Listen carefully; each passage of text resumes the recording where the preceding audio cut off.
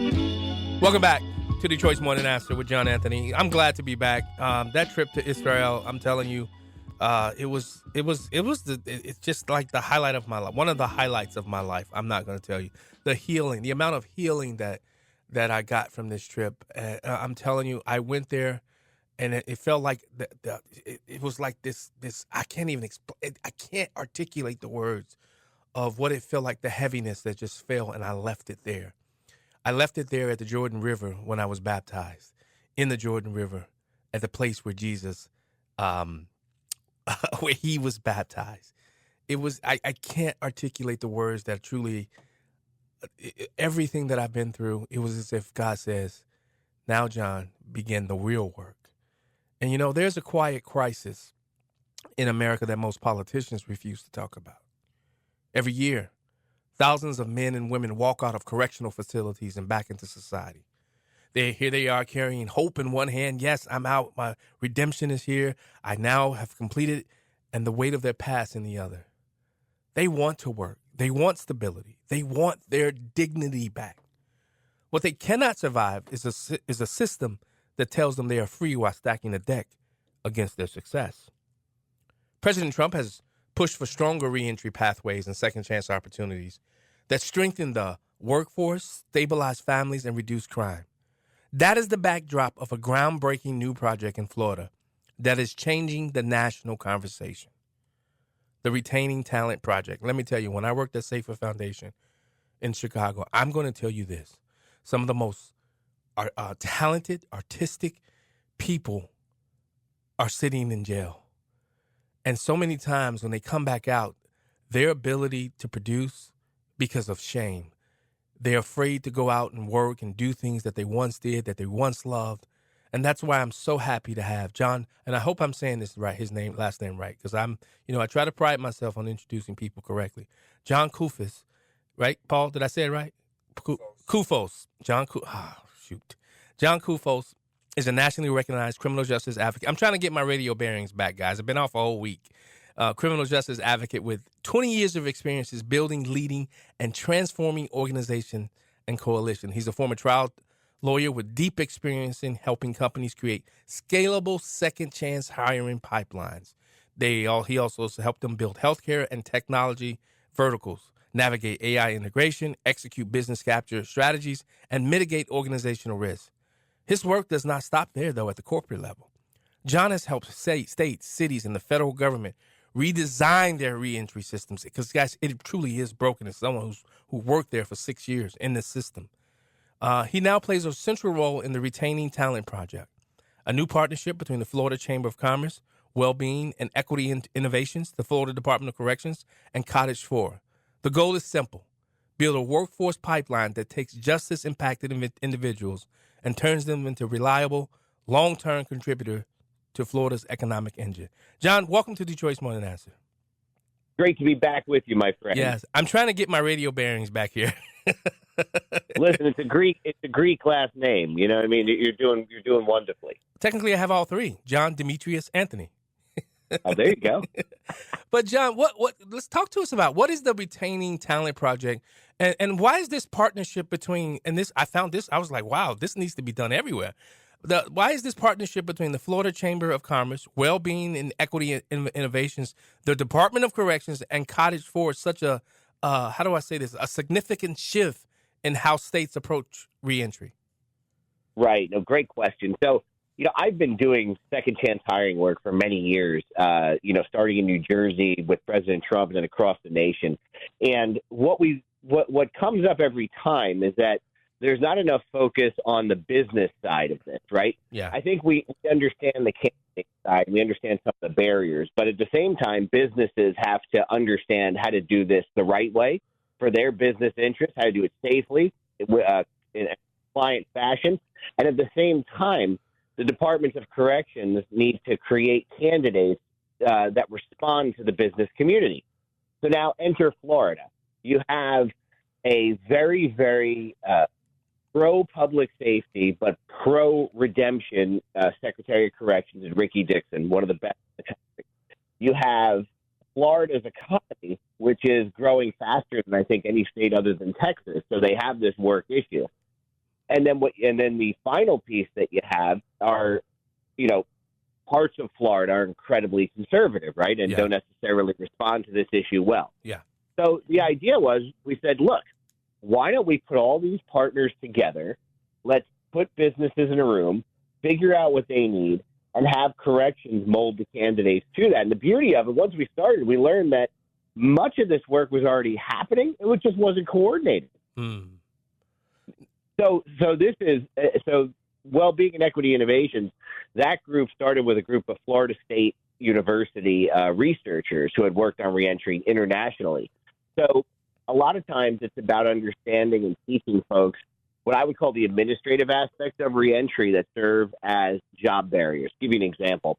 Some places you don't come out with even an identification, forget a driver's license. Housing situations are either non-existent or difficult. Connecting back to healthcare, if you need medication for something, doesn't happen. So the idea is Florida's done a tremendous job on the reentry side of handling all of those issues before someone leaves. Mm. So John, what would you say is the biggest? I'll say what is the biggest misconception businesses that they have about second chance hiring, and how does this project address that misconception? Not just with data and outcomes, because it sounds like there are a lot of that. This is data driven and outcome driven.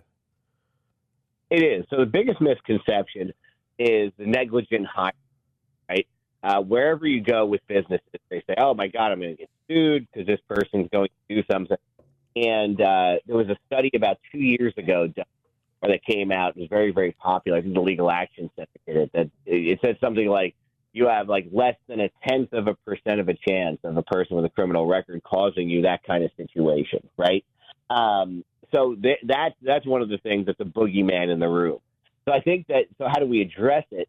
We have a very, very deep legal side of this training, right? When we train and meet with businesses, where we bring in some of the top employer defense attorneys to help us teach. So in Florida, we use the Jackson Lewis firm graciously gave of their time. The partner in Miami, Pedro Torres Diaz, right, well known in Florida, Puerto Rico, as one of the preeminent employer defense lawyers, to say, look, you can do this.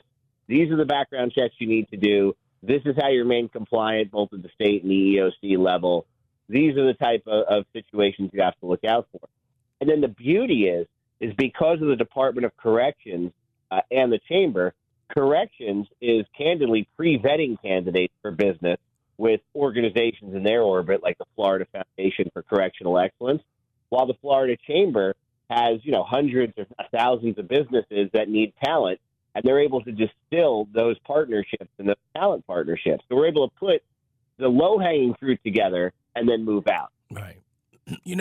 One of the things, one group that I see missing is the House and the Senate and the governor, because especially as it relates to the training, the credentialing, and the skill development, and the role that it plays in making second chance talent ready for competitive industries. And what I mean by that is there's certain licenses that people need that they can't get because they have a criminal background. One of the things that I did when I was state rep, I actually started looking to see how we can shift and change that. Is that part of this retaining talent project as well? I think at this point, it's actually raising more issues. Like, in other words, it's bringing awareness to the occupational licensing situation.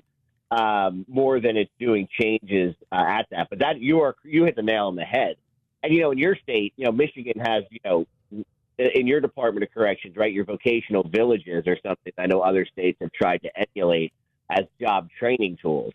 But I think that this occupational licensing piece has become, something that's very, very hard to tackle around the country and will need to be in certain places. Yeah. And I think that, America is going to need to respond to this, right? We don't have people to build our AI data centers, for example. Yeah. All skilled labor, all well paid.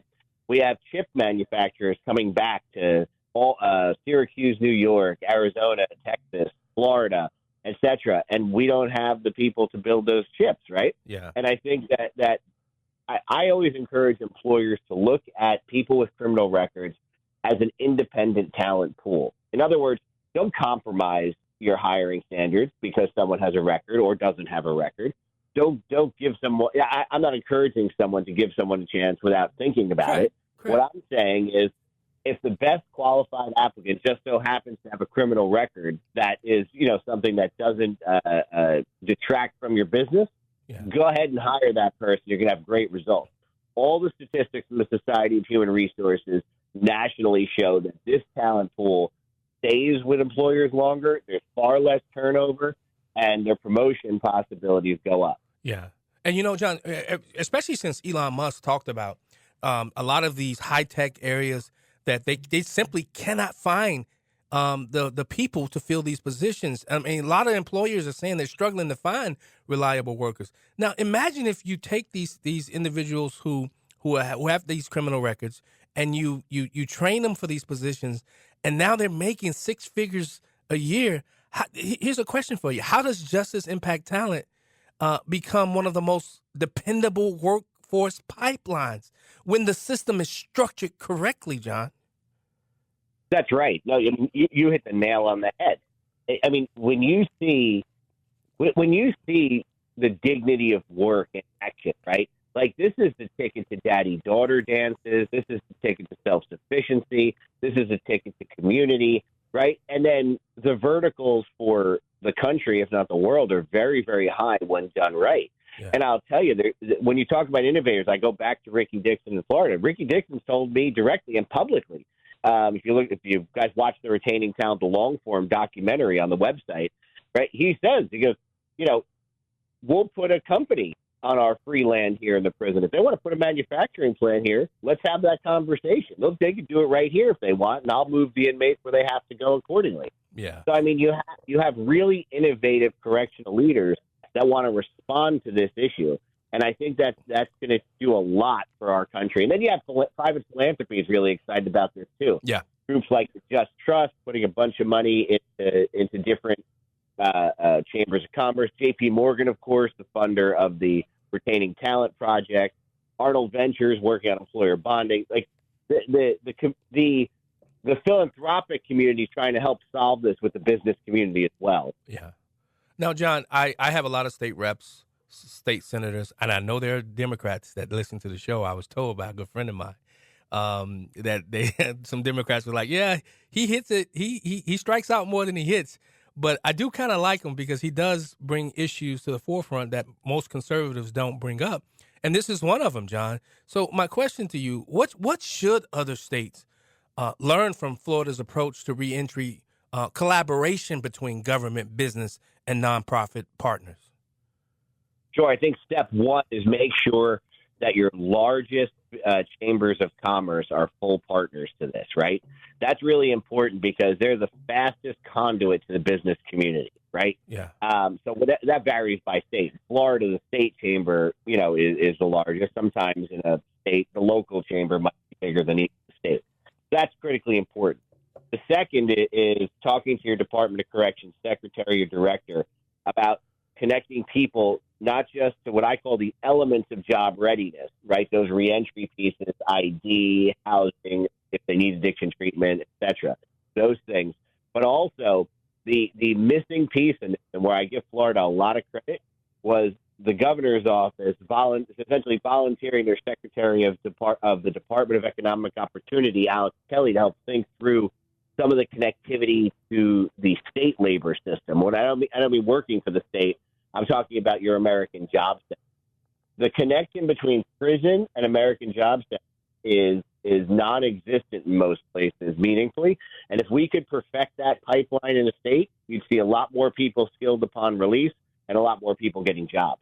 Yeah, I wanted to go somewhere else, but I do realize we don't have much time for that because I believe this initiative complements President Trump and his expansion of the second chance opportunities and how he wants to strengthen the American workforce. But John, I don't want to. We don't have time for that, but I do want to say this, John.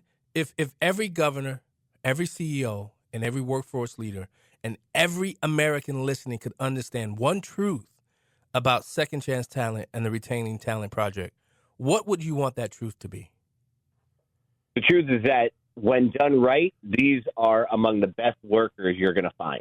There's just simply no question. All the data shows it, both qualitative and quantitative. Big studies, small studies, and I say when done right, right? And that's the harder part. Businesses have to understand, someone on drug court is different than someone on parole and is different than someone on probation. So that's number one. And I do think, by the way, the president has catalyzed so much of this. When we did the First Step Act, I was part of that. A big portion was how are what we do behind the wall leading to jobs on the outside. And I think that became the cornerstone of reentry, as candidly it should be. Wow. John, I'm going to tell you, your work, I think it reminds us that redemption is not just a theory, it's a strategy. It's also a workforce solution. It's a public safety solution. And I also believe it's an American value. And as I've been preparing for this interview today, I'll tell you this. And I wrote this down. I want to read it real quick.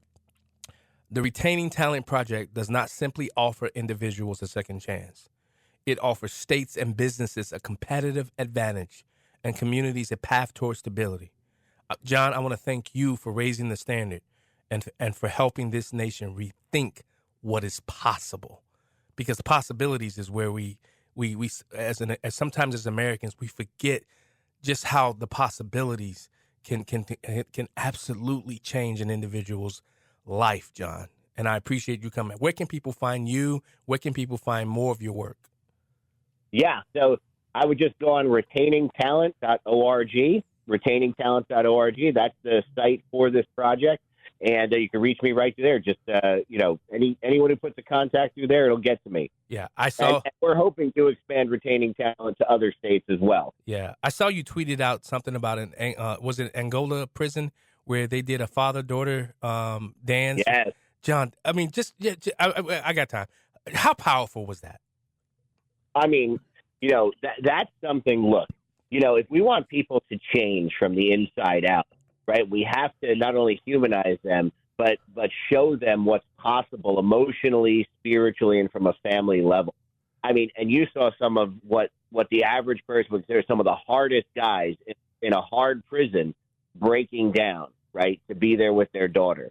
And I think that if we did more family reunification, which candidly has been shown across the country, if not the world, right, to increase reentry outcomes and reduce recidivism and increase public safety, we would be doing much, much better as a country. So true. And I think, and that was all privately funded by a nonprofit, by the way. The state didn't pay for that. Wow. John Koufos, let me tell you, I remember when I was a cop sitting talking to this Navy SEAL, and he told me, he said, John, you ever want to be a really good cop? Remember, people will protect their dignity. And if you give them their dignity, guess what? They'll never fight you. And 9 times out of 10, every time as a police officer, when even though they were acting out and carrying out, they would scream, yell, cuss at me. But when I put them inside that police car, a lot of them would say, thank you for not doing any, saying this to me. Dignity is everything in the American life, isn't it? And it's, across the world, right, John? Real quick. Sure, it absolutely. I think cornerstone of dignity is the dignity to support yourself and the dignity of work. And no place is that more evident than people exiting incarceration. Guys, go check out the Retaining Talent Project. John Koufos, thanks so much for joining us today on Detroit's Morning Answer. Thanks for having me, and have a great day, my friend. You as well, my brother. Detroit's Morning Answer. I'm sorry, Paul. I'm so sorry. Just stay on. Just but that's that's a story that I've had my fingerprints on. When I was a legislator, I did go look into. You talk about criminal justice reform. How do we truly do criminal justice reform? It's projects like this, getting behind projects like this, and ensuring dignity. You want to know how to reduce recidivism? This project, the Retaining Talent Project. And that's why I wanted it to have this, Paul. Look at me, wink, wink. That's why I wanted this to be the first interview when I came back. Detroit's Morning Answer. Don't go anywhere. Hour 2 coming up next. We'll be right back.